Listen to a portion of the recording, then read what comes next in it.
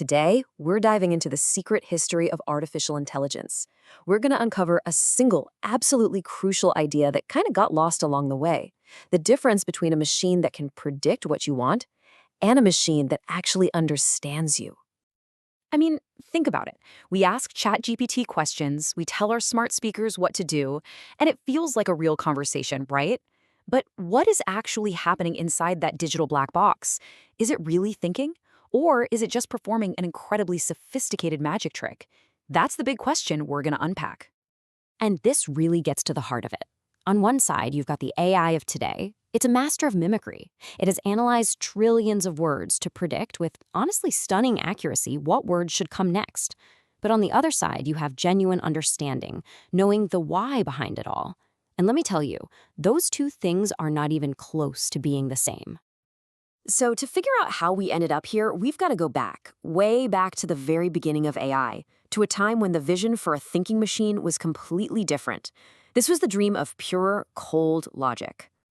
The first pioneers of AI were called the NEETs, and they had this belief that intelligence was basically just a big system of rules. Their philosophy was, hey, if we can just write down all the logical rules of the world and feed them to a machine, it should be able to reason just like a person. Simple, right? Well, their ambition was just huge. Imagine trying to give a computer a perfect grammar book for every language, a complete encyclopedia of every fact, and a flawless set of logical principles. The idea was to build an entire, explainable model of reality, piece by logical piece, right inside the machine. And for a while, the optimism was off the charts. But reality has a way of biting back, doesn't it? The real world turned out to be incredibly messy, just full of exceptions and nuance that you can't possibly capture in a simple rulebook. The big promises fell flat, progress ground to a halt, and the whole field entered this long, cold period that we now call the AI winter. But, out of the ashes of that winter, a totally different approach started to bubble up. It was championed by a new group with a radical idea. They were called the Scruffies. Now, the Scruffies' whole philosophy was the polar opposite of the NEETs. They basically said, forget trying to write rules. Let's just throw massive, and I mean massive, amounts of data at a machine and let it figure out the patterns.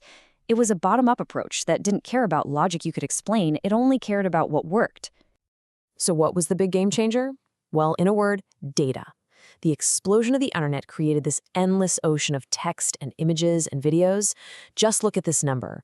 Over 99% of all the data in the world was created in just the last 10 years. This colossal amount of information became the rocket fuel for the Scruffy statistical engines. It made their approach not just possible, but completely dominant. Okay, so let's put these two philosophies head to head. You've got the NEETs. Their approach was clear, logical, but it was brittle. It broke as soon as it saw something it didn't have a rule for. Then you've got the Scruffies. Their models were these opaque black boxes, but they could handle the messiness of the real world and just got better and better with more data. In the end, it wasn't even a contest. The Scruffies and their data-driven approach won, decisively. But, and this is a huge but, this victory came with a hidden cost. The very thing that makes the Scruffies' approach so incredibly powerful, its total reliance on correlation, is also its greatest weakness. And now we are seeing the cracks in that foundation everywhere. Every AI you talk to today is a direct descendant of the Scruffies. It is an absolute master of finding patterns. It knows that the words dark clouds are very often followed by the word rain. It knows that pictures with whiskers and pointy ears are usually labeled tat. But here's the billion-dollar question. The AI knows those words and pixels are correlated, but does it understand that dark clouds actually cause the rain? Does it have any real concept of a cat as a living, breathing creature? This is exactly where correlation stumbles. And look, this isn't just a philosophical debate. It leads to very real, and sometimes very strange, failures. It's why an AI might see a picture of a cow on a beach and confidently call it a boat, just because it's only ever correlated large object and water with the word boat. It has zero common sense to realize how absurd that is. These are the kinds of cracks that appear when an AI can only see patterns, not meaning. This really is the core of the problem right here. The machine can predict what will probably happen next, but it has absolutely no idea why. It's a brilliant prediction engine, for sure, but that is not the same thing as comprehension. It's missing the fundamental building blocks of intelligence, causality, and common sense. So, where do we go from here? If pure statistics isn't enough, what's the next step? Well, a growing number of researchers believe the path forward actually involves looking back and creating a powerful new kind of hybrid. The whole idea is to stop seeing the NEETs and the Scruffies as bitter enemies. Instead, we can start to see their approaches as two complementary pieces of a much bigger, more interesting puzzle of intelligence. The new roadmap kind of looks like this. You start with the incredibly powerful statistical engines we have now. That's the legacy of the Scruffies. Then, you integrate a layer of causal reasoning and logic on top, the old dream of the NEETs.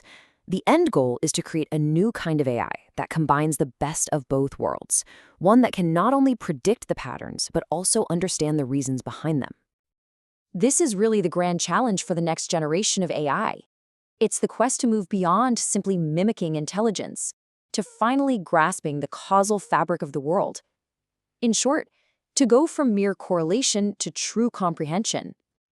And so we're left with this really fascinating thought. After decades of being on opposite sides, the future of AI might just depend on these two philosophies finally coming together. The next great leap forward might not be a brand new idea at all, but a reunion of these old, bitter rivals.